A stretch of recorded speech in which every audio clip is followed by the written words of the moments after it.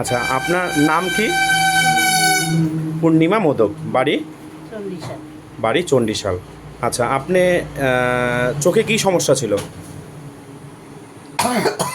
চোখে তো এই যে চোট লাগছিল। চোট লাগছিল, কিন্তু তার চোট লাগার পরে ছানি পড়েছে, তাই তো? হ্যাঁ। আচ্ছা, এখন কি অপারেশন করে আসছেন?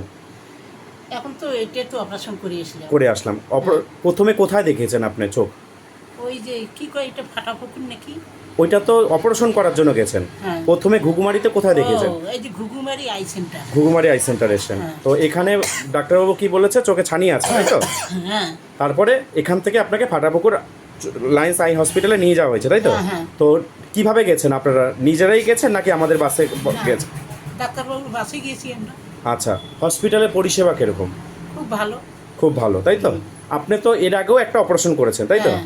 ওই চোখটা কেমন আছে এখন?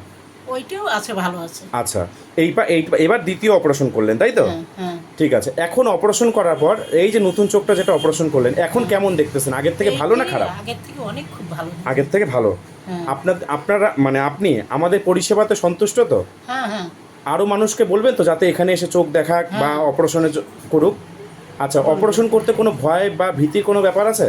না, কোনো ভয় নেই। কোনো ব্যথা ট্যাথা কিছু লাগে? না, কিচ্ছু নেই। আচ্ছা, ধন্যবাদ।